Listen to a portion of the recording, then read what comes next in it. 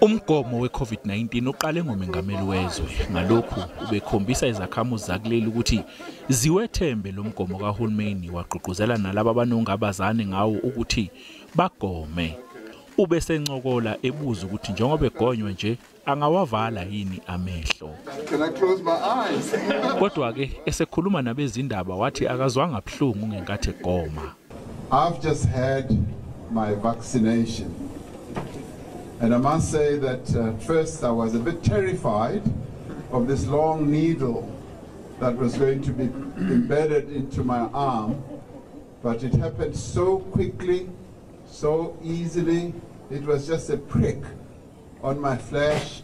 Umengameli wezwe uthi usuku lwanamhlanje lungolumqoka ezweni njengoba kuliwa nobhubhane lwesifo iCOVID-19 kanye nokubuyelwa ngamandla kohlelo lwezempilo. Izinkulungwane ezingama-80 imigomo esatshalelisiwe ezindaweni eziyishumi-nesikhombisa ezweni. Ungqongqoshe wezempilo ubeselandela umengameli naye wagoma. Uthe ukusatshalaliswa komgomo kuletha ithemba ezweni. Ubonge izisebenzi zempilo ezweni ngomsebenzi onzima eziwenzayo kanye nokuzinikela ekulweni nalesifo.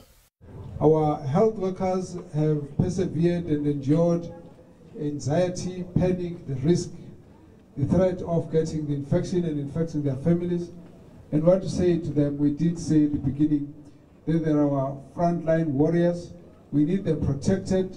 We need them encouraged. We need to make sure that they are the ones who are safe so that our country can be safe. Our country has been saved because of their dedication and our commitment and their hard work. Umhlengikazi wasesibhedlela somkhandle eKhayelitsha uzoliswa Gidi Josi ube ngokuqala kuleli izwe ukuthi agonywe ngomgomo weJohnson & Johnson. Yize ebenovalo kodwa uthole ukukhululeka ngemuva komgomo. At the present moment, I don't feel anything. I'm still Zoliswa. No side effects. Yes, I'm still okay.